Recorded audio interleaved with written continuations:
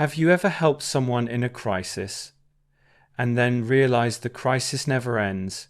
It just moves into your house and starts wearing your slippers.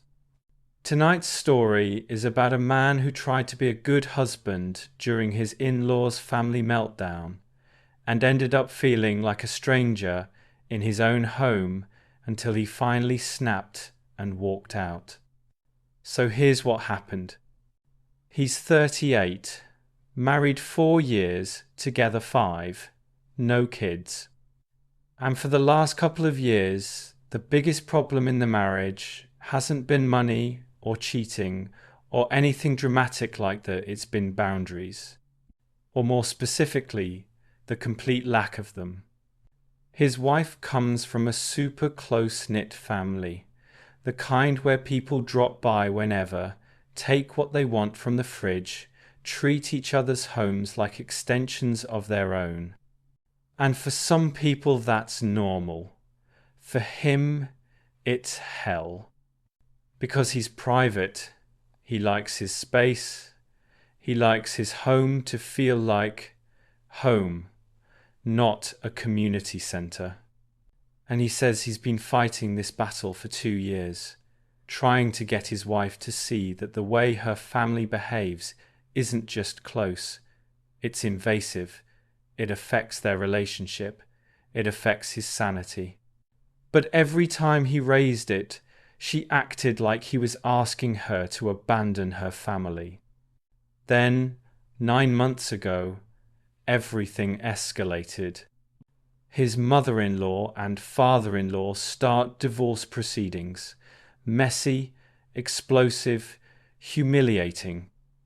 His father-in-law had cheated, then basically decided he wanted a fresh start, kicked people out, and suddenly his wife's family is in emergency mode. And this is where the husband makes a choice he now regrets with his whole chest. He agrees to help. He takes them in, 4 people, because he loves his wife and he doesn't have the heart to let them sleep in cars or bounce between couches. He tells himself it's temporary, it's an emergency. He can survive it. But temporary turns into months. And the problem isn't just that the house is crowded, it's that nobody respects anything. They have access to a full bathroom in the hallway, but he keeps finding them using the private bathroom, the one that's supposed to be theirs, the one that feels personal, like your last little zone of privacy. Then it gets worse. His sister-in-law starts taking naps on their bed. Their bed. Not the guest bed, not the couch, their actual marital bed. And he finds it creepy, because it is creepy. A bed isn't like a chair, a bed is intimate. It's where you sleep, where you're vulnerable, where you exist without armour. One night he comes home late, and she's in there. He and his wife have to wake her up and then stand there awkwardly waiting for her to fully come back to life and leave, like they're guests in their own room. He tries to address it. He tells his wife. He tells them over and over.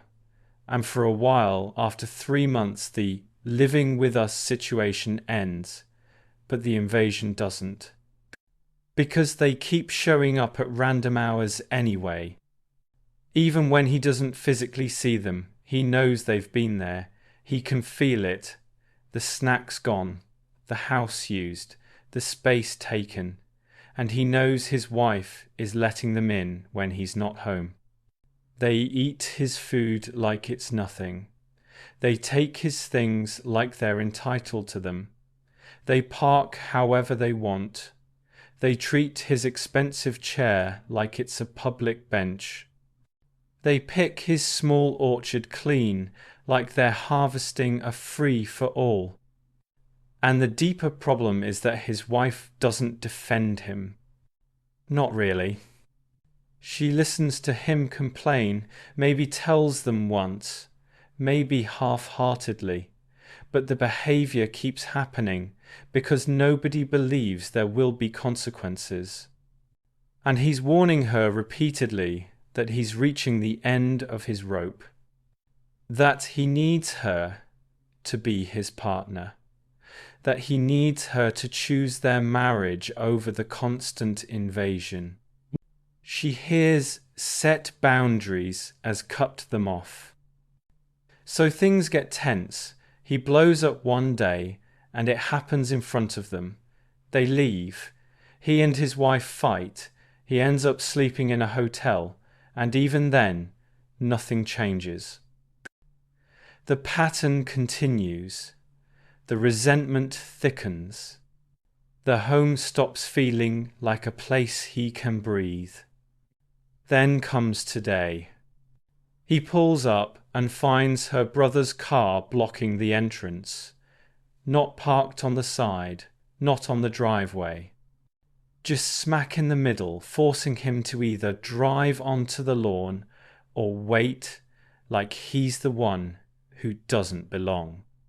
He walks inside, and her brother is sprawled on the couch with his shoes on, smiling at him like he's untouchable, like he's won, like he knows nobody's going to make him move or take his shoes off or respect anything. And that smile is the final straw.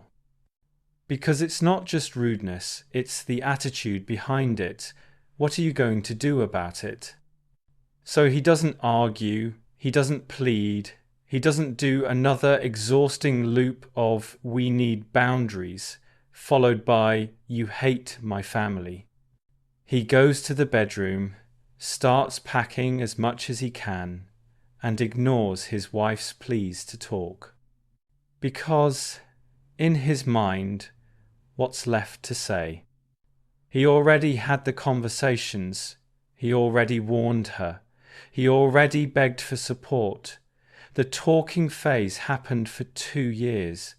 This is the consequence phase. He leaves. He calls lawyers. No replies yet, but he's moving. His wife calls immediately, crying, shaken, trying to pull him back into one last debate, and he tells her it's final. He tells her something harsh, that he despises her right now and he can't imagine sleeping next to her again.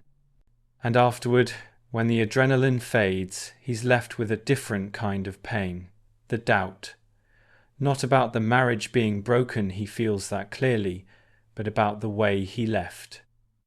Whether he should have waited, whether he should have announced it, whether walking out in the middle of the situation makes him an AH.